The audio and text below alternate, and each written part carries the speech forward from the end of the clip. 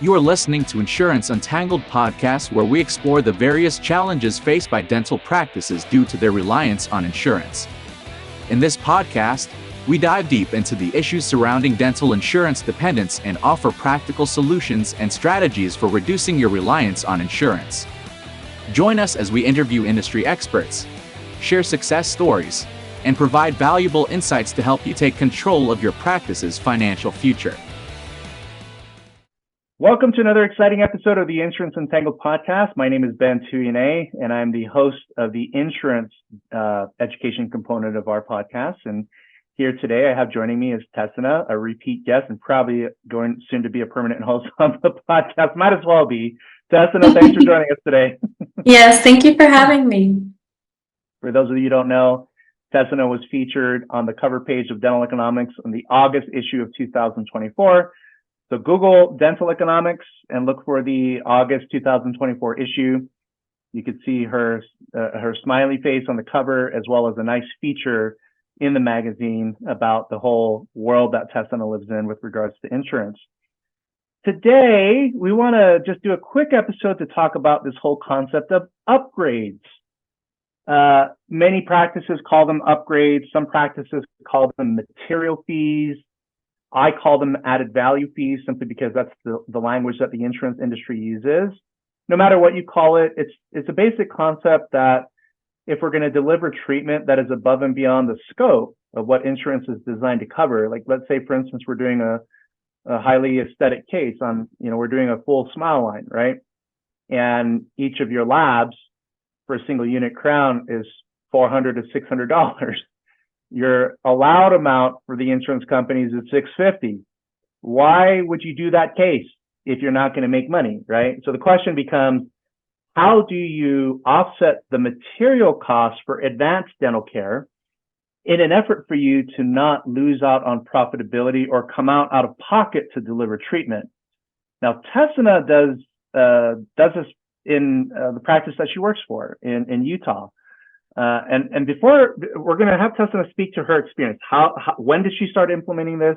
Like as many details as we can, is she is comfortable sharing. But I want to talk about the legality of doing this because there's all kinds of controversy on, this. The big thing I'm hearing is that this is illegal. I read in a Dr. Bicuspid magazine a couple of months ago from another quote unquote insurance expert in dentistry, and that author said that this concept is illegal. And then she subsequently said that there are loopholes to get around the law. It's like the law, she was referring to the in-network contracts, right? But she did mention that there are loopholes. And what I don't get by a lot of people is that if you don't take advantage of IRS loopholes, I don't know, you're living in the wrong country. You're of a mindset, you're of a poor mindset in the sense of you not understanding what you're legally entitled to do and entitled to have. So if people bash on loopholes, I'm sorry, you have a complete misunderstanding on how the laws and how politics work. So that article really upset me because it was almost written from the perspective of insurance companies. Yes. Writing that article. And I'm not going to say who the author is. I don't know that person, but that is not the kind of messaging that we should be giving dentistry is don't take advantage of the loopholes. Seriously. It's like if we all took a step back and didn't take advantage of any of the IRS tax loopholes, we'd all be paying 80% in taxes. And that's the truth. We're already at 50%. Like, think about everything that you pay. You pay, what, here in Utah, almost 50 cents on the dollar in taxes for every gallon of gasoline that you get, right? You pay 10% at the grocery store in taxes. You pay taxes everywhere. You pay property taxes, no matter what it is. So what the IRS keeps from your paycheck, that's not the end of it. Ronald Reagan figured this out in the 80s when they did the math on this. Half of what we are supposed to earn, half of that goes to the government. So if you don't take advantage of loopholes, I'm sorry.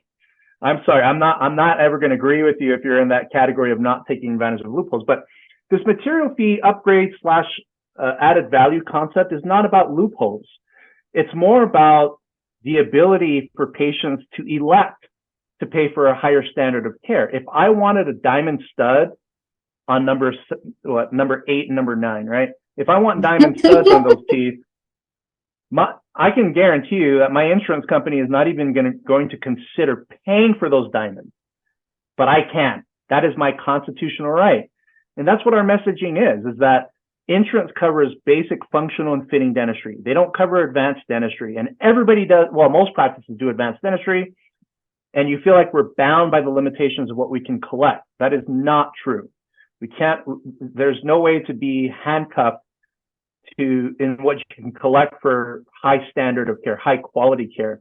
So 2 laws that help us with this concept. Law number 1 is the High-Tech Act. High-Tech Act of 2009, that gives people the ability to sign an insurance waiver to pay for procedures without the use of insurance. So I recommend high-tech waivers for non-covered services, and particularly these types of non-covered services that we're going to talk about. And then, of course, the second set of law are non-covered service laws. Not every state has one, but the majority of states do. If you're not certain if your state has a law, just Google your state. Like we're in Utah, I put Utah non-covered service law. And if you do have a law, it'll be the first thing that'll pop up. So when it comes to the legal art, well, and I'm not an attorney, but when it comes to the defense from a contractual / legal perspective, our attorneys have informed us that those are the 2 laws that would sort of protect you in implementing this type of concept from unnecessary insurance abuse, complaints by patients, or any other outside entity that's trying to give you a hard time about something that you're legally entitled to do, right? So I want to pivot to Tessina. So Tessina, how long have you been implementing this whole upgrade concept in your practice? I was trying to think about that. A really long time. I would say like at least 5 years. Mm-hmm. Yeah. Yeah. And so far successful? Oh, extremely successful. Yeah. From the beginning, it's been successful. And, I do a lot of training and consulting with a lot of offices, hundreds and thousands. And I have walked thousands of offices through how to do this as well. And teaching the law to me is the easy part. It's more about teaching the staff how to present the information and make sure that they're following the law of having the patient sign the agreement forms and that the patients are educated and understanding of what is happening. And when that is done correctly, it's no issue. It's a non-issue. Patients always opt. And the number 1 question I get is, we're explaining, that this is an advanced level of service or treatment than what the insurance provides. And the front office member will say to me, what happens if the patient wants to choose the lesser service then? And my simple answer is they don't. It doesn't happen. They don't want the lesser service. They want the quality of care that you're wanting to provide. Every once in a while, I'll say you can always recommend that if they would like something lesser, they can definitely head over to Grandpa Dental. There are some discount dental places that definitely provide fine dentistry that is not up to our standards here, but it is fine. You will get by on it. And if it ever fails you, you're welcome to come and have us repair it. You educate these patients and they opt for it. Usually they want it. Like I said, it's just a non-issue. They want these services done. They don't understand the legalities of the insurance company. That's our job to explain to them that we use this higher quality, we use this better material, this better technique, whatever the reasoning is, and then say, for that, we're going to, as a courtesy, bill the insurance company for you to get a portion of those services covered and use what we can of your insurance company. Rather than just saying the whole service is not covered, you have to pay the full fee. We're going to bill them for a portion of it, of what we can get from them, and then only have you just pay the difference of what they're not covering for this service. They're very accepting, very grateful even that we're still able to utilize their insurance company for that service.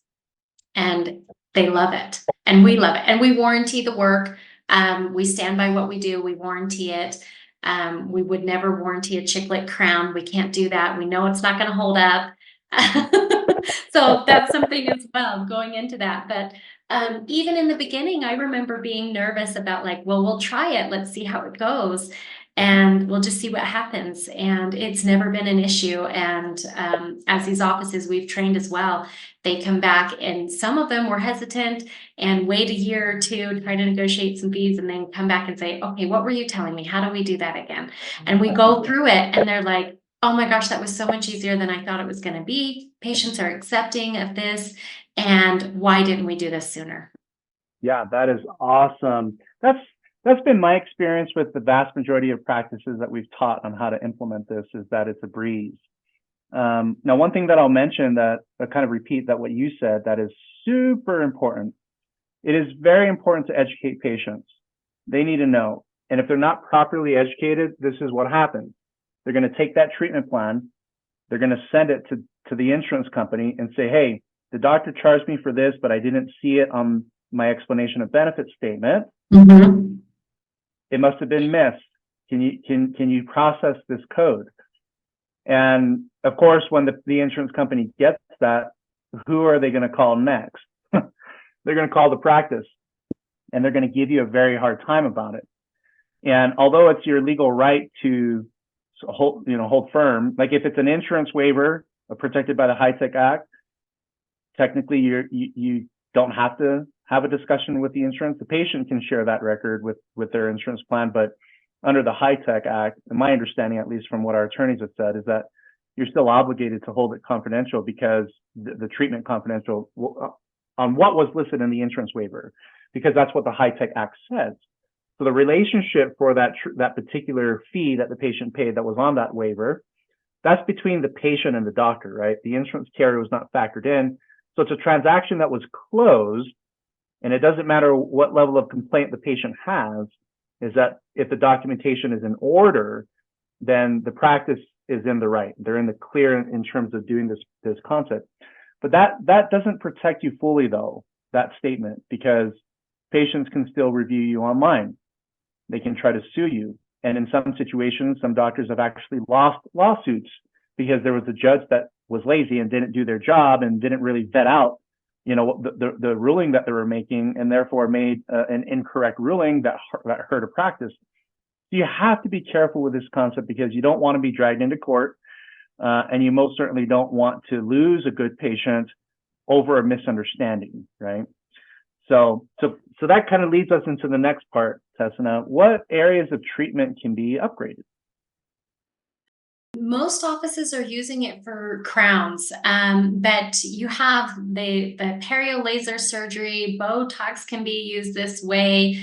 Crowns I mentioned are used this way. I have seen some offices use it for their filling material as well. There are some offices that are using these newer technologies with the holistic realm of things and different techniques. Not just the filling material itself sometimes is unique, but the technique can be unique as well. So I have seen it used for that as well. This kind of depends on the practice itself and what areas that they are using that are advanced and what they're needing. One of my things too is if you're getting high enough reimbursement rates, or if you were in fee-for-service office, you wouldn't be having this discussion. We wouldn't be worried about trying to figure out how to get the higher fee to cover our overhead. So sometimes I say, we'll start there, right? If you're in a situation or a position where you really can't work with these insurance companies or drop these insurance companies to have the fees to cover your overhead, then adding on these charges is your next best bet for doing that. You do want to make sure the service is advanced. We can't just start making up stuff that we say is advanced. Make sure it's advanced. Do your legal due diligence. And again, educating those patients is number one key, because when they understand it, they never do go and mention it to the insurance company. They never have a negative review about you, because you have properly educated them and have done all of your due diligence. Yep, I agree with that. It's kind of funny. I was thinking about some practices that still do amalgam. It's like, can we do an upgrade on amalgam? I'm like, no. I mean, it's hard to justify that this is, well, the argument with amalgam is that it lasts forever. I mean, it's not last forever. It lasts a lot longer, right? I actually still have my amalgams from the 1980s in my mouth still. But since that time, I've had several of them removed and replaced with tooth colored fillings, composite resins. But I think on the material side, on what's easy to justify, like zirconia crowns, that's durable, right? That could potentially last forever. You have Emax crowns, and they have cosmetics. Zirconia crowns also have cosmetics on them, right? The basics is that the crowns, if they have cosmetics, they qualify for a material fee. You could charge for the cosmetics. Veneers, that's being covered by some dental plans, right? If it's not covered and you're in a state that has a non-covered service, you could charge your full fee for the veneers. You said night guards. Now, night guards are actually a pretty interesting one because you do have some night guards that break, that are unreliable, right? And then other night guards that'll last you a lifetime, right? So you have to justify what's called added value. And it's answering the simple question of how is this more advanced than the standard treatment, right? Because insurance covers the basics of treatment. They don't cover advanced dentistry. And if you can provide a legitimate answer as to how that's different, then you're good to go. What you don't want to do is charge for an upgrade on something that there's no upgrade. Upgrading from what? You know what I mean? If it's the basic level of treatment, which sadly I'm seeing a lot of this, is that it is the insurance standard of care, and patients are paying an upgrade fee when treatment is actually not being actually upgraded. They're still using the cheapest materials.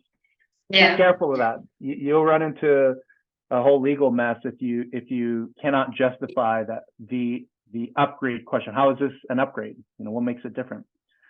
So next question, Tessina, is in terms of implementation, you know, from presentation to the patients to what do you charge? We can just talk about the crowns. Like, how do you present the treatment to the patient? Yeah. Well, if it's a thing, yeah. Go ahead.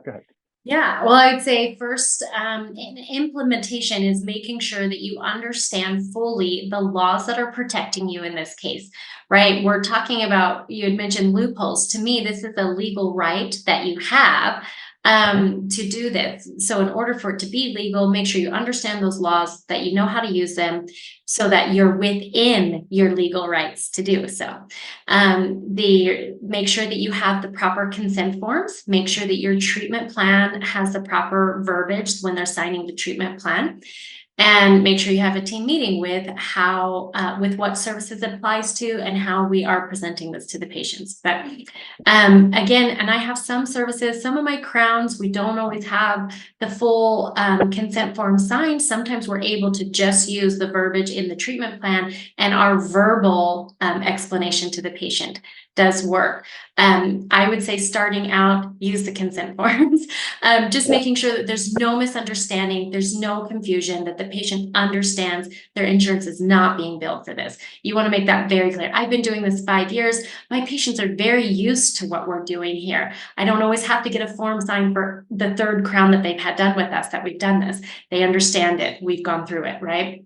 So it gets easier as you've had patients with you for some time. But yeah, you're going to present it to the patient and make sure they understand the main point of that this will not be billed to your insurance company.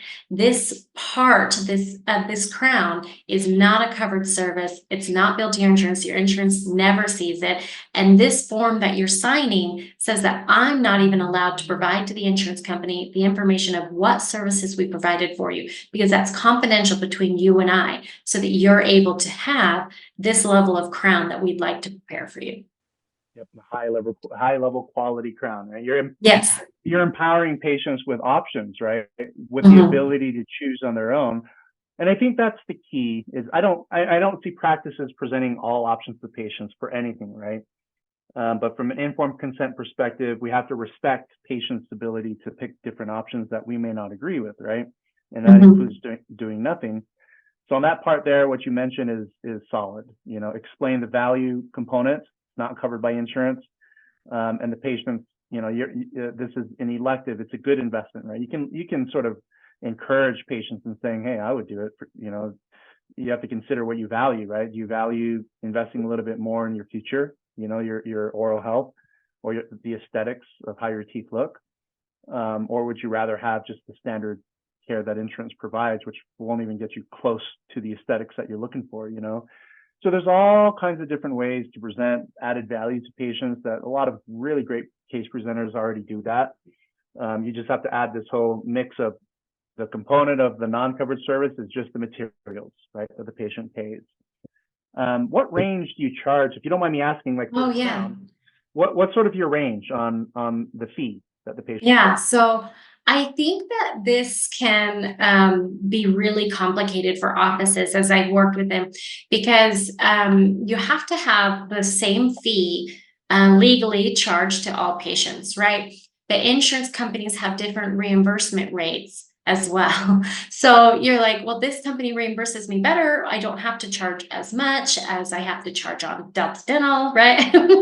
um, some of these things, and then do we charge up to our full fee or do we charge a portion of that fee? All of these questions come into play. And what I will say is this is going to be customized to what is best fit for your practice and what you feel comfortable that you want to do. I do say make one fee, again, to be in compliance with that. Everybody is charged the same fee. Now, if you wanted to offer a discount off of that said fee, you can, saying like, we normally charge $200 for this cosmetic service, but for you, we're going to provide a discount. We may only charge $150. We may only charge $90. And I started out being very, very conservative. I think 5 years ago, it was probably like $50, right? We were just like, let's just add on $50 here and there, right? It's gotten much more expensive. So then now we have, sometimes it is the full $200 fee for a crown, especially in the case of Delta Dental, where their reimbursement rate is just not high enough. We have to charge the full $200. So that's up to you. That's your decision. And $200 off of Delta Dental's fee doesn't get me to my full crown fee of a 13, 14 something. But it gets me to a spot where we can cover our overhead. I'm not trying to gouge the patient. I just want to make sure we're at least able to cover our overhead of these advanced services. And I don't think it's not necessarily gouging. You are totally able to get your full fee. And I know plenty of offices that do charge up to their $1,300 fee. And there's nothing wrong with that if that's where your overhead is and that is where you need to be. That's okay. But some offices prefer to do it a little less, and that's up to you to decide. That's awesome. I appreciate you going through that. Yeah, that seems like a reasonable range nationwide. The range that you mentioned is what most practices, that's where most practices are at. Although there are some practices for like more highly aesthetic cases, those material fees can come up to $500-$600 per unit. Yes. So you kind of want to be implement just some good practices there. Not scaring patients away, but of course mirroring a fee that the market will accept, right? So final thing I want to mention is these concepts, they absolutely do require somebody to sort of double check your work, double check your consent forms, check your processes, making sure that what you're doing isn't going to get you into any kind of trouble in terms of your in-network agreements. If you're in that camp and you're already implementing this project and you don't know if your process has been fully vetted out, or if you are looking to implement this concept, get a hold of Tessina. Visit her website, verusdental.com. That's VERUS dental.com. That'll be put in the show notes. Get a hold of her. All her contact information is on that website, and she'd be more than happy to do a consultation or at least help anybody along that might be interested in figuring out this concept a little bit more. Any closing thoughts, Tessina, as you wrap up? I don't think so. Okay. Well, excellent. As always, you've been amazing. I really appreciate your time today. And to our guests and listeners, thank you so much for joining us today on another wonderful episode of the Insurance Untangled podcast. Check out insuranceentangled.com for our next quarterly webinar that we're going to be holding in December. Tessina, of course, I haven't given her the invitation on that, but she's invited. Hopefully she'll be there. I'm sure I will be. That's awesome. As well as other guests, we'll make an announcement on future episodes and post on the Insurance Untangled website information regarding topics for that particular webinar series. But for today, thank you for joining us on another amazing episode. Until we meet again, hope you all have a wonderful and successful week.